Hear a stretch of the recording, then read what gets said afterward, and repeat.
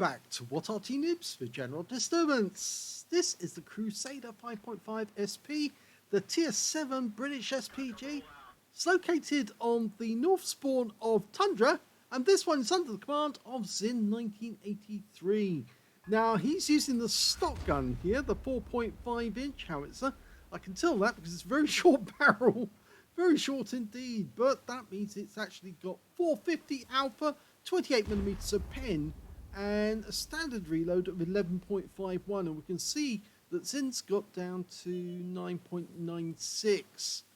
Now, this Arty is based on the Crusader tank, which has changed from being a medium tank in What Arty Noobs, and it's now actually a light tank.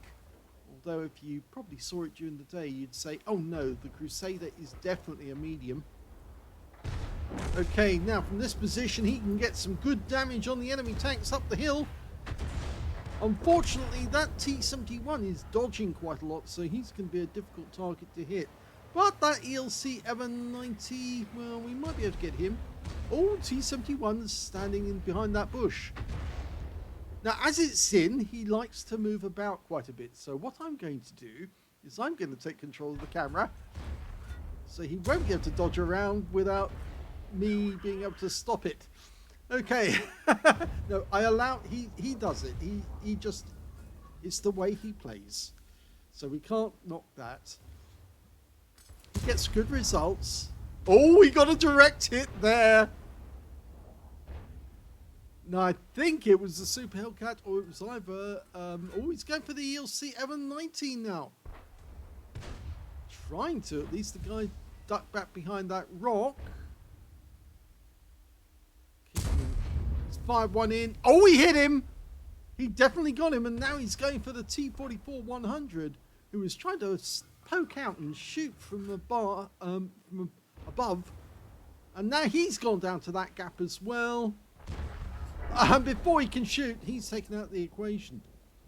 Okay, so who's next? Well, he's got a 45 TP now to go for, and he's following him. Rounds out. Another good direct hit. I must admit, I played the Crusader with the stock gun myself just yesterday, and I got spectacular results on this very map from the very spawn that Zin moved, because the one thing about this gun is you can hit the enemy repeatedly because it's got such a fast reload, and that can be an absolute devil for the enemy tanks on the heavy tank alley, because they just keep getting hit and there's no way they can move away, because if they do, our heavy tanks follow them, and if they don't, they get killed. Okay, he's looking around for another target. There's very little left to shoot at up on top of the hill. He's hunting. That 45 TP up there. He's fired a blind shot in. Didn't get that one. There's a KV3. Now, he's not going for that because the rock face is in the way. And there goes the 45 TP by the Renegade. Okay, the KV3 is now within range. He can get a shot in there. Taking charge. Yep, he got a hit. It was the Super Hellcat he was after before. And now that Super Hellcat is spotted. Now he should be able to pen this guy if he gets a shot directly on the target. In the meantime, he can go for that KV3, and that's exactly what he's doing. Right onto the engine deck. Oh! Hit the rock face. He was robbed. He was robbed. Going for the turret this time. Finds it in. This time round, he does hit the engine deck. And that ELC's asking for a shell. He's got very thin armor. Another direct hit, 199. He's getting good shots now. KV3s don't have strong armor on the sides of the tank. They do have on the front. He's getting more and more damage, and now the KV3 is a one-shot. He can get this kill if he can get it on target. And he does. So he's got his first kill in the game, and now he's just spotted an enemy T-2580, which is the American tank destroyer with a fixed gun. And he tries a quick snap, but unfortunately that one didn't work. And now the Renegade is trying to escape because that T25AT probably has a 105mm gun. Oh, he got a shot in the rear and he's tracked him. If the Renegade can get a ram kill, he does. And that means more damage assist. I'm not sure if he does get the damage assist on that one, but that ELC Ever 90 is a one-shot for the Renegade, and he's taken out. Okay, in the cap area, we're looking at a T71DA, the one we were firing at earlier in the game, and he's managed to sneak his way in. The enemy are down by 2 tanks, so they're trying to put some pressure on us, but the T71 dies very quickly to the Renegade up on the hill, who now has 5 kills, so he's on for a top gun. Now that the enemy's gone out of the hill, it looks to me like Zin is going to quickly get up there, and that might give him extra range to hit some of those enemy tanks, you know, having the height advantage over them. Not sure it works like that in the game, but definitely trying to get up there. Sorry, no engine noises. Yes, Wargaming still hasn't fixed the problem. You'd think that they would actually do that, because after all, they rely on content created by the content creators to attract people into the game. But sadly, no, they can't fix their program, and probably that's the reason why people are not going to the game. Okay, he's trying to hit a Gonzalo who's supposedly behind that corner. Ferdinand over there. The Gonzalo has been spotted, and the enemy Arty's been spotted as well. Meanwhile, Zin is going after the Ferdinand because it's rather slow, and it's taking him some while to get up that slope, which means that he's easily going to earn credits off this. Another directed... Oh, he got a fire! He set the engine deck alight, and yes, he's got his kill, so that's an arsonist medal. Now going for the Gonzalo. The enemy Arty was wiped out. That was an M12, by the way, taken out by the WC120. We're looking for the Gonzalo. Nope, missed him there. It's a very difficult shot because that rock face is obscuring the Gonzalo very nicely. In fact, I think the only Arty who would probably have the right... Oh, there's the Gonzalo. I was thinking about the only Arty that would actually have the right trajectory to take out that Gonzalo would probably be something with a super high trajectory, such as the SU8, SU5 and the like, which are mortars more than anything, actually. We've got 2 in their enemy cap now, so that Gonzalo's going to have to come back, otherwise he's going to concede the battle. We're about to get 3 in the cap, I think.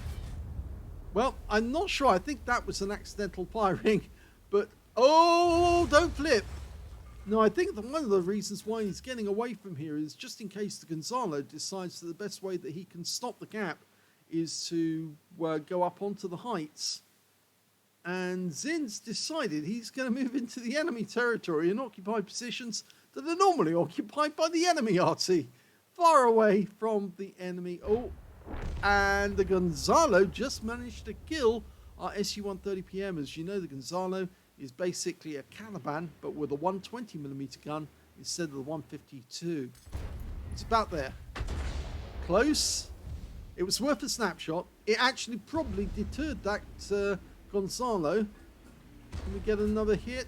He's on target, but no. And Zim moved away before I could get a shot. He's been spotted by the Gonzalo, but the Gonzalo's not going to turn to hit him while he's got 2 other enemies close by.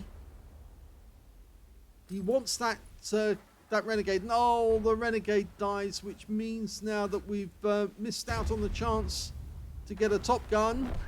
And we lose the WC120, so now it's Zin versus the Gonzalo. And the Gonzalo does know where we are. And it's up to Zin to try and kill that guy. Now, one of the good things about the Crusader SP is that it does fire backwards, which means that you can shoot at enemy targets when they're chasing you. On this very map, I actually did that one occasion. We did catch it on film as well on one of the videos. Took out an enemy tank who was chasing me. And yeah, very funny indeed, because he just didn't expect to get fired on while he was chasing an Arty. So never chase a 5.5 inch. when he's got his gun pointed at you, auto-aimed on, he just has to keep firing on the move, and one of those shells is more than likely going to hit target. He's waiting in ambush for the Gonzalo to come around the corner. He is a one-shot. Here he comes. Trying to get into position so he can get a shot on target. Oh, no chance. Zin wins the battle for his team. He derps him in the face, and that is the game. Very well done to Zin.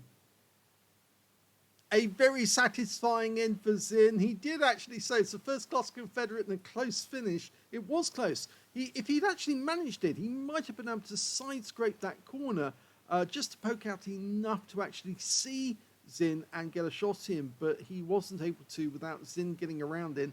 And at that close range, the 4.5 inch is deadly, and he just didn't have enough hit points left.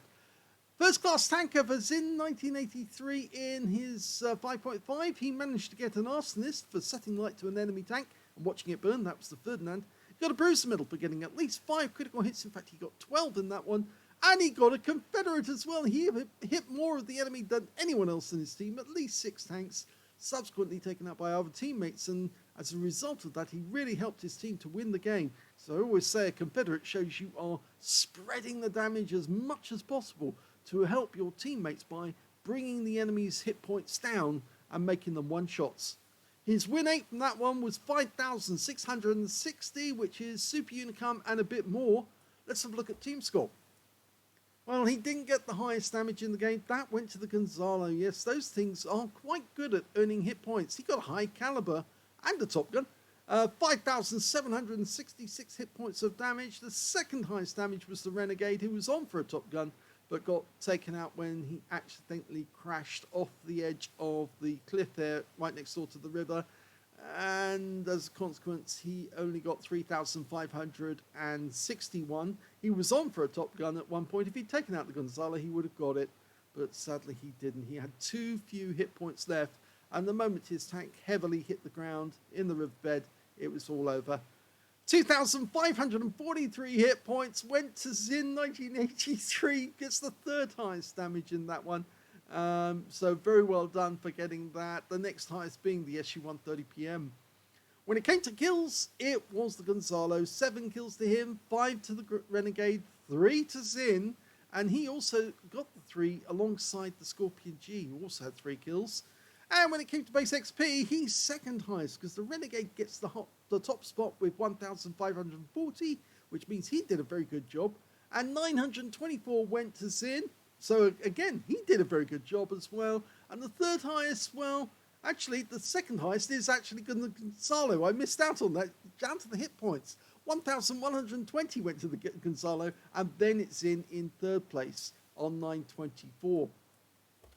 He fired 33 rounds in that game, got 15 direct hits on the enemy, and no penetrations. Well, most of the army he was hitting was a higher tier, and they tend to be rather thicker, which makes it more difficult to pen.